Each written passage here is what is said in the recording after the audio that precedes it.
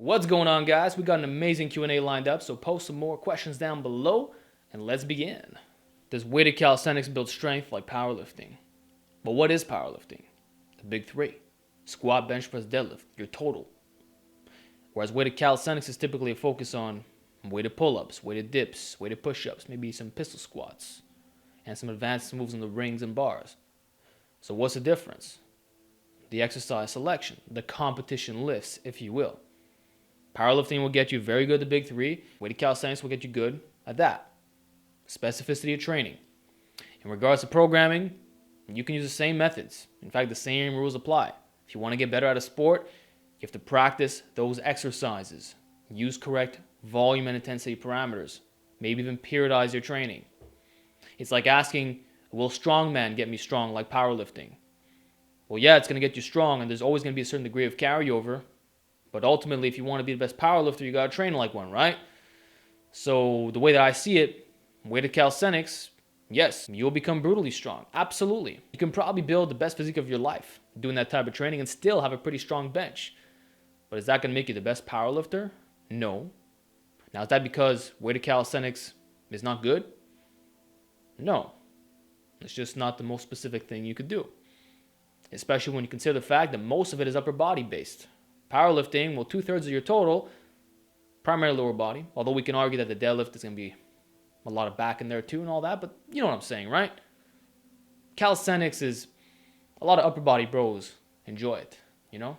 And some gymnasts don't even train their legs, for example. I mean, actually, some weighted calisthenics athletes don't do it either. So we're comparing two totally different things, really. Like these are very different activities. But yeah, if you do weighted calisthenics specialization, you'll get very strong, very jacked, and you'll be a beast at those movements. And if you do powerlifting, you'll be good at powerlifting. And between the two, there's going to be some carryover, but don't expect anything more than that. When are bands effective? Am I too weak? What is a good strength size to start using bands for? Squats, deads, bench, or variation? Bands are always effective. I would just say that depending on your experience level, maybe you shouldn't do them right away. Or it depends on the exercise that we're talking about here. Like novices can easily do band face pulls. I see no issue with that. Or they could do band push downs or band curls. There are some exercises that are band only, which are very effective and everybody should do. You know, band pull aparts, band dislocations, a lot of mobility type drills. Doesn't matter what your experience level is. Now, if we're talking about accommodating resistance, so maybe bench press with bands, different story. In that case, I would wait till you're intermediate or even advanced in some cases. Or I'm going to say this. If you want to do speed work, perform it with bands. It's actually superior. So instead of doing 65, 70, 75% straight weight, 3-week wave, drop it down 50, 55, 60 with the 25% band tension, just like Louis Simmons recommends, okay? And that will give you a much better training effect, okay? And if you want to build explosive power, use lower percentages, 30, 35, 40%, you know, or 35, 40, 45, but you keep it on the lower end. Bands will reduce bar deceleration. You'll get the overspeed eccentrics. It'll make the top a little bit heavier. It's really good to do. All right. So bands are always effective. And even if we escape the topic of raw powerlifting and all that, accommodating resistance gets you jacked. It's another tool in the toolbox. It spices up your training. It's fun. It's something different. Why not? And it can be used for the big three. It could even be used for calisthenics. It could be used for Olympic weightlifting, as a matter of fact. Bands have a variety of different applications, even overhead press. So you can be creative, you use it when you want, but to answer your question, they're always great. And bands changed my life. How important is grip strength for natural recreational lifters? Well, that depends on what you want out of your training. Like I can say this, 99% of naturals never got anywhere near their potential in terms of building the forearms and the grip, which is crazy because you have a lot inside of you to give, okay? Like how many people do you know who are buying Iron Mind implements? How many people do you know who have a loading pin with the different attachments? Mainly underground channels talking about it. I remember back in the day in 2016, I was making a lot of segments on it, you know? You saw me with the eagle loops, you saw me with the loading pin, the hub, like I was talking about this way back, but I was very underground, right? To that I would say like, yeah, your forearms have amazing potential. It's no longer an issue of genetics. The reason why people were struggling for so long is because they were not using the proper training methods. They were just doing a few wrist curls, wrist extensions at the end of their workout, or just relying on reverse curls, and they thought that this is what all they had to do. But through the awareness of arm wrestling and grip sport, I think people are realizing now that naturals can actually get big forms. So I would say if you want to maximize that, well, grip strength is very important. And on another note, it is my belief that having a strong grip unlocks your secret strength. I cannot prove this, but the old-time strongmen all believed in this ideology. The fact that if you use thicker bars, it does something to the body. It makes you strong without even having to use the thinner bar, You can use sub-maximal weights, getting more out of less weight. Put it like this, if you're only using a 2 or 3 inch bar, like an axle, for example, and you go back to the regular style, we're talking some benefits here, man. And I believe that it just makes everything easier. And this is one of the key features that's missing in modern programs, at least most of them. Not enough thick bar work, which can honestly change your life. So to me, grip strength is very important. I label forearms as an essential muscle group in naturally enhanced. And in that book, I obviously include the best movements from all the different sports. And I think that if you care about looking massive, if you care about reaching your genetic limit, if you will, that you would prioritize forearms as well and grip.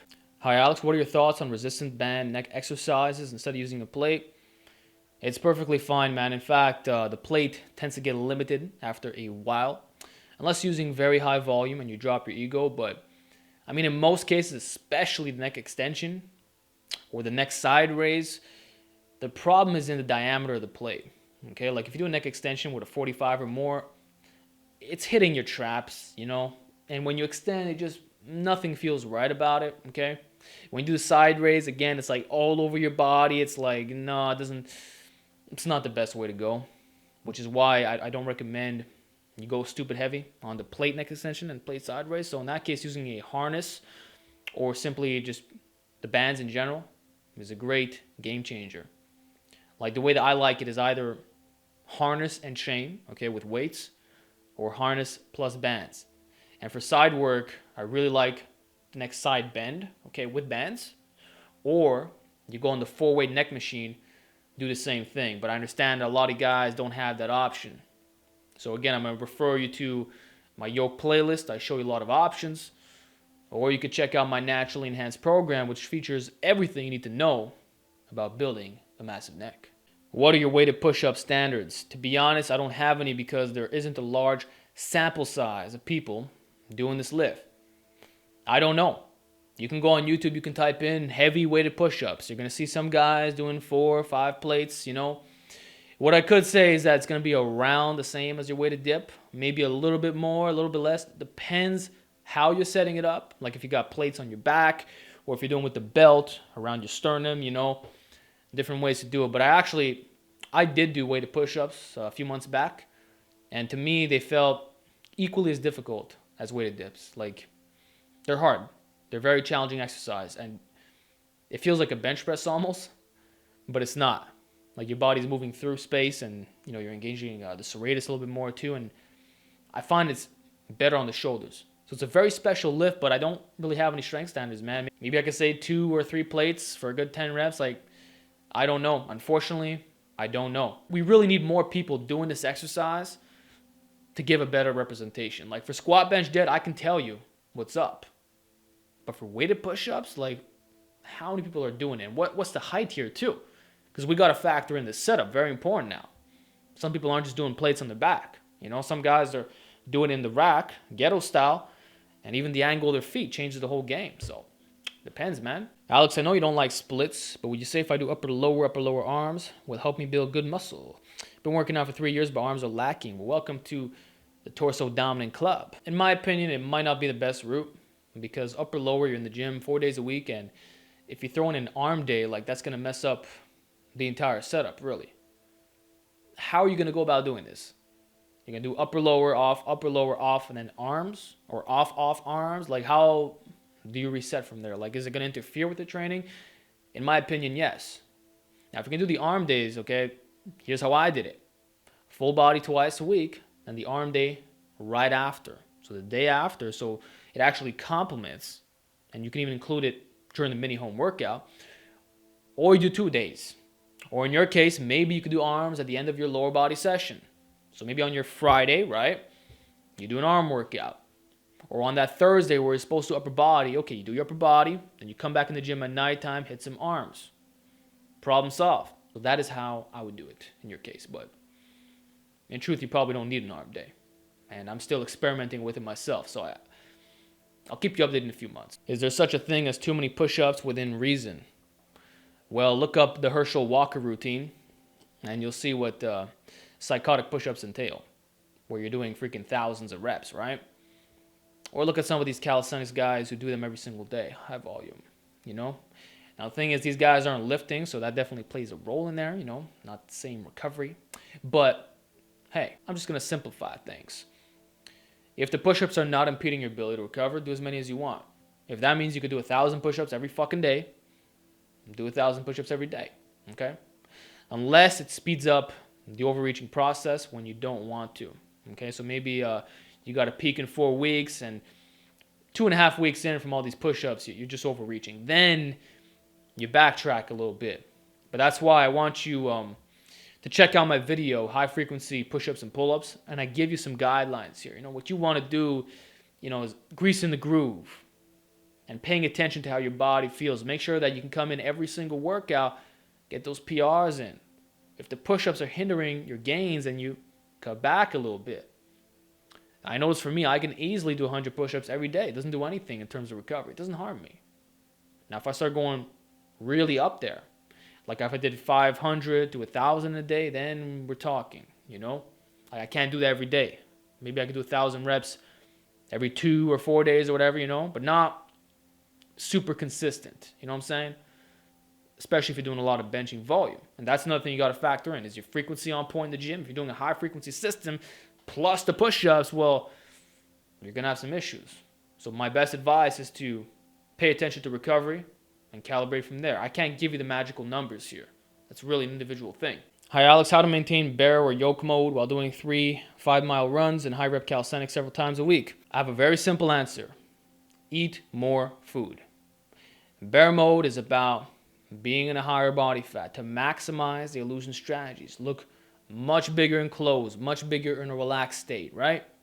Now, if you're doing high volume calisthenics combined with a bunch of cardio, very frequent, your TDEE will be higher. And if you don't eat what you burnt, you're going to start dropping weight. Next thing you know, you're Mr. Ascetic. So if you want to maintain that heavier state, then it's quite simple. You up the calories, problem solved. So maybe you could have some shakes ready from when you're done your run. Maybe you could up your eating frequency. If you're eating 4 times a day, go 5 times a day. Have bigger portions, maybe increase your fats as well. It just comes down to the diet. In terms of training, you don't got to change jack shit. Unless the calisthenics is impeding your recovery for the yoke training, which I doubt. In my experience, doing pull-ups and all that is actually a good thing. If anything, it complements the yoke training nicely because there's, you know, when you do pull-ups, you're not stressing lower back or anything. It's a great finisher. It's great to complement with the pulls. I did that for some time. I would do a pull first, pull-ups right after, and then like a little band row or something. But in your case, I don't know what your setup is, but if you're doing, you know, a rack pull, cheat shrug, cheat row, neck work, then you're like, you know what, I'm going to do some high volume calisthenics. I'm going to do some pull-ups and all that. I think it'll be fine. So for the training, you don't change anything unless it impedes your recovery. Diet, and you increase the food. Yeah, Alex, I had a diet problem. More specifically, I don't like many foods and can't seem to even try new foods. Tips for this. I love working out, but I just hate so many foods. You're what you call a picky eater, right? So there's only a few things that you enjoy. Well, roll with that, man. I mean, just look at some of the restrictive diets that have come out these days, and people are making incredible gains. I'm not going to name drop, but there's one that really got popular, okay, in 2018, and even 2019 is still booming. You're eating the same stuff every day. And actually, let's go beyond that. Let's look at what bodybuilders have been doing for years. Chicken breast, brown rice, and broccoli, right? Boring. 5-6 times a fucking day, you're eating the same thing every single day. Maybe on another occasion, you have some sweet potatoes or some oatmeal at nighttime if you're just tired of eating the same thing. But what I'm saying is that bodybuilders are disciplined with their diet. They eat the same foods on a consistent basis. And I think you'll find that most honest fitness YouTubers eat pretty similarly. They have their staples. Like when you see people coming out with a bunch of recipe videos and all that, like you're not having extravagant recipes every single time you eat. You just want something simple. You want to get your fucking macros in and move on with your life, you know? So everybody's got their staples, and that's just the bottom line, all right? So listen, you're picky. There's only a few foods that you like. All right, go with those. Find out what are your protein sources that you enjoy, your carbs, your fats. What micros do you respond to? So just eat the same stuff every goddamn day, all right, and you'll be fine. But I'm also going to say this to you.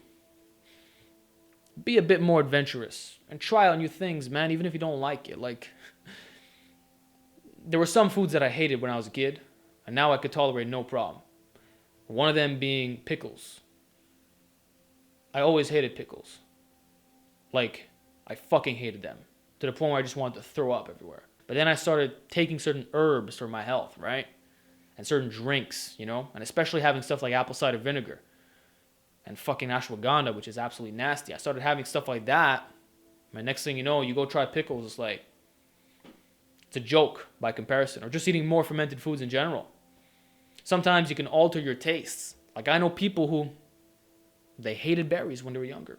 Sounds crazy, but it's true. And they adopted a more plant-based diet, right? They ran that for a long time. Next thing you know, they can handle berries. So sometimes certain foods grow on you. You'd be surprised. And look into classical conditioning while you're at it, all right? Some stuff I never thought I'd eat, but these days I can handle it no problem. So in my opinion, you want to push yourself outside that comfort zone, but of course, still have your goddamn staples. Hey Alex, hope you're having a great day. Hope so for you too. What are your thoughts on doing behind the neck press off pins? Would you ever consider experimenting with this or adding in the future naturally enhanced program for lean intermediate lifters? Thanks. Well, this is unquestionably an amazing exercise for building strength and size. No doubt in my mind, but it does pose a high injury risk. And I'll tell you this, for those who have the new version of naturally enhanced, did you notice something in the overhead press section, shoulders? I removed the behind the neck stuff. Why? Because I saw a video by Athlean talking about how this exercise is not the best, not because of mobility, which I originally thought was the issue, but anthropometry. So for that reason, so you guys don't get snapped up, I said, fuck this lift, I'm dropping it even though it's very effective. So, behind neck press is fantastic, and doing it off pins, well, that's like, it's like a freaking Z press on roids, Or it's like doing a dead bench or just a regular pin press on the bench. Like, we know that pin stuff works. 100% guaranteed. And that particular variation is a nice little addition to the concurrent exercise rotation. But the injury risk, not really a fan. Now, is there a way around this? Perhaps, maybe if you use reverse bands or just regular accommodating resistance, so it's lighter at the bottom where you snap your shoulders up, or maybe if you just do half reps, then it's a little bit more acceptable. So you set the pins halfway through and now you're doing behind neck press. So I'm sure it's effective, but it sounds dangerous. So no, you will not see that in my programs. What's your go-to smoothie recipes for hitting all your micros? Well, I don't rely on a single smoothie to get all my macros. Like usually, it's just bonus. I follow a whole food plant-based diet. And every single meal is rich in micronutrients, for the most part. So by the end of the day, I already got my needs. I got my vitamins and minerals, even my macros, okay? Very easy to achieve. And then I throw in a little smoothie, just boost, Just to get an extra hit. Plus, it's like really good for the antioxidants as well because I throw in a lot of berries. Like, I can give you a sample, I suppose, okay? I call it my health drink. So I'll grab about 200 grams of berries. Sometimes I'll just eat it straight, but I'll put it in a smoothie. Maybe I'll throw in 2 tablespoons of nut butter. Some oatmeal, if we're talking about little packets, maybe 1 or 2. Bunch of amla powder. Sometimes I may throw in some greens as well, like spinach or kale. I don't put arugula in smoothies. Just tastes a little bit off. Sometimes I might throw a banana in there too, or a citrus type fruit. Then, I'll throw in my chia seeds, my flax seeds. Maybe a little bit of herbs in there if I feel like it. Maybe some iodine, maybe some fucking dragon's blood. Look into that. And then I'll just add some water or some 100% pure juice with no added sugar, obviously. Or I'll throw in some dates in there as well. Like hell, I should make a recipe video on this. And I can say this too, it's not the tastiest of smoothies, all right, but it gets a lot of good things at the same time. Sometimes I'll throw in some cocoa powder in there, you know? So you're just blending shit. You're just trying to get this big bomb of flavors and micros. And you have that and it's freaking awesome. You feel alive. But yeah, I guess that's a little sample, if you will. But maybe I should really film that for you guys. What do you think of at least one pizza everyday diet? I don't know if it's a troll question, but let's treat it seriously. One pizza every day. Are you implying the entire pizza? If so, what size? Small, medium, large, XL? Or when you say pizza, are you referring to one slice? AKA if it fits your macros style. And are you also talking about health or just gains? Because if we're just talking about gains, yeah, this will work. Hell, you can go to McDonald's every fucking morning. Hit all your macros on that. You might not get your micros. You might get an overabundance of certain things. Maybe a lot of trans fat or saturated fat or too much sodium or just not the right balance. And obviously you're eating a bunch of processed garbage and it's causing inflammation through the roof. A bunch of sugars, a bunch of garbage. So you can do that. You'll gain muscle. Oh yeah, you best believe you'll gain muscle. You go to McDonald's, man, you have like 5 or 6 Junior McChickens with your fucking hotcakes on the side, with the sausage on top, then you grab the syrup and you put all over the place. Then you top it off with a Fruitopia, you know, just to get some extra calories. And yeah, you'll get stupid swole doing that, but you're also going to destroy your health. So yeah, it's going to work. Same thing for the pizza. Yeah, you eat an XL every day. Yeah, you're hitting your macros for the most part. Maybe a bit too much in the fat, too much in the sodium, all that. Too much cheese, in my opinion, too. But you'll get gains. And then if we're talking about one slice, yeah, more of that if it fits your macro style. Not really a fan of that, man. Because you're not fixing the root issues. Like, why you have the need to fit in pizza every single day? There's a problem with that, man. Don't do it. It's not worth it. And that can be healthy for you, even if you are getting your targets, you know. You may recall Pop-Tarts was a thing a few years ago. This is back in the day, old YouTube fitness. Where people would have like a donut a day. Or like a handful of chips a day. All right, have your fucking chips. Have your piece of cake. Whatever. But you know it's not the right way to go. And then there's one final way I could address this. Let's say you're doing OMAD with an extra large pizza. And you're still in maintenance mode. Okay, you cheated the system. Congratulations. But you already know this is not good for your health. So that's my thoughts on the one pizza every day diet. You do what you want, man. Okay, this guy says that his squat and deadlift has been increasing, but his bench press is stalling.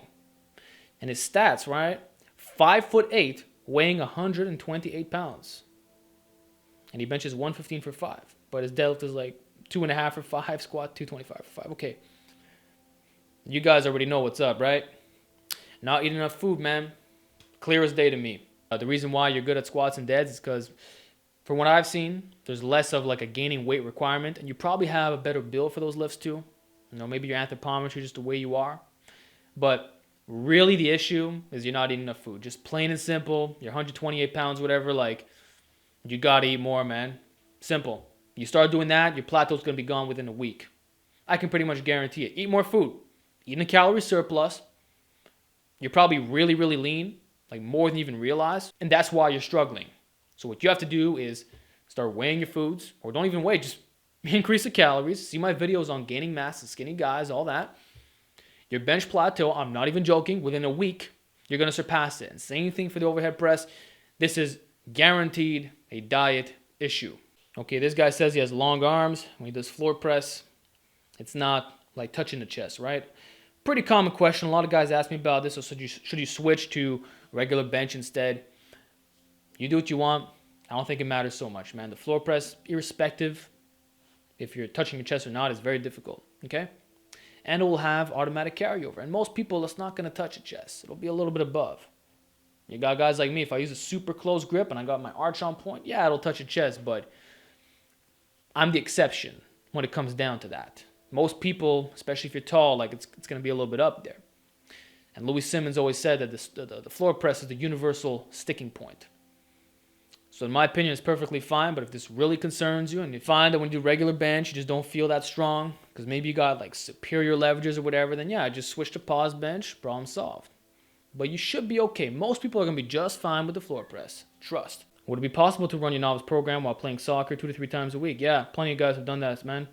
If you're in season, though, it might be a bit hard on your recovery. So in that case, I'm going to tell you to drop the volume on a novice routine. So the lowest that I've listed, you want to roll with that. So instead of doing 5 sets, you do 3 sets, okay? In worst case, you cut back on the accessories as well, or even the frequency. So instead of doing Monday, Wednesday, Friday, maybe you switch it over to Monday or Thursday, something like that. This way, everything is still perfect. But yeah, it can totally be done. Like a lot of guys have done this, and every time, it's been awesome. How to increase strength off the floor, finding it really hard to break the bar off the floor or pins on all pulls. But then it's almost comically easy to lock out afterwards. Problem is so bad, my trapbar deadlift is actually weaker than my conventional. What methods can I do to fix this? Well, there's a lot of things you could do, but the obvious answer is to do more pulls from the ground, in addition to deficit work. So don't just do conventional deadlifts, do deficit conventional. I recommend 2 and 4 inches, okay? This will really build that leg drive, and it's going to put you in a position where you're weaker. And by getting strong with the deficit pulls, your regular is going to be much easier, and it'll increase automatically. Like, you're just going to get strong as hell. In addition, I would recommend block pulls, but not super high. What you want is just a little bit of elevation, maybe 2 or 3 inches. This way, it kind of cuts out a lot of that leg drive. So now it kind of turns into like a partial stiff-legged deadlift, if that makes any sense. Put it like this, some people are weaker off of low blocks compared to pulling off the ground. Crazy, but it's true. And I remember there was a guy at the West Side Gym, I believe he was a 900-pound puller. You make him do it off blocks, he's doing like 870 or something. I know he lost at least 30 to 40 pounds off that. So depending on the height, it can actually be more difficult. So start doing more of those and do some stiff-legged deadlifts as well. Finally, I am going to tell you to incorporate speed pulls. So maybe once a week, you could do those, and you'll be good to go. Hi Alex, are static holds, focusing on the weighted stretch, good enough to grow traps? Would picking up the heaviest dumbbells in my gym and standing still, not even doing a farmer's walk, be enough to elicit hypertrophy? Up to how long do I maintain a hold before I should consider moving up in weight? Well, my friend, if you look at my yoke playlist, you'll see that the answer is a big yes. Weighted stretching is the secret to building your traps, and it's why farmer walks work in the first place. This is why rack pulls above the knee are the king for building up the traps. Period. A lot of people talk trash about this lift. They consider it a meme, but in reality, this movement gets you very yoked because of the weighted stretch overload. No other movement can offer this, okay? And even if you're not going stupid heavy, you can still use submaximal loads and do high reps or long static holds. You don't have to shrug to build bigger traps. Fact, undeniable. It's the truth. So if you just hold heavy-ass weights, your traps will grow through the stretch alone. That is why farmer walks work. And I've talked about all this stuff in my yoke playlist. Every single argument that people have brought up, just dismantle it all. It's all on the yoke playlist. I'm not going to repeat myself again. Go watch those videos. The answer is yes. Now, in your case, you might be limited because the dumbbells are not going to be that heavy. What's your rack going to go up to? 100-pound dumbbells each hand? You're going to do holds with that? Yeah, it can help, but you might as well shrug that weight instead. So I don't know what you're dealing with here. Maybe 150 each hand? All right. That's still pretty good, but why not just get in a rack and do the rack pulls with the static holds? Do it for time. Like I said, you don't got to go stupid heavy. Remember when I was doing the transcendent training, reps of 100? Bro, my traps got stupid sore doing that, and I know that it was working. So submaximal loads work. But yeah, to answer your question, weighted stretching alone will absolutely get you yoked. All right, boys, last question of the week. Can I use some body English with seated cable rows? Yes, you can. You could use body English on any row if you want. It's just called a cheat row, okay? It's a great way to overload, and it automatically has carryover to your strict, okay? And the seated cable row is one of those special movements where it really does feel like free weights. It's a special exercise. I love it very much, okay? And a lot of people, you'll find that they come forward with the body and then, boom, they kind of crash into it. Like, those rowing machines where you're using body English? Yeah, it's the perfect time to do it. Very few people are completely stationary when they do seated cable rows. They're at least going to move their body up a little bit. You're cheating a little bit. It's fine. All right? I like cheat rows, man. It's good stuff. So that said, I hope you guys enjoyed this Q&A. I thought it was a fantastic segment as always. Put some more questions down below, and I'll talk to you all next time.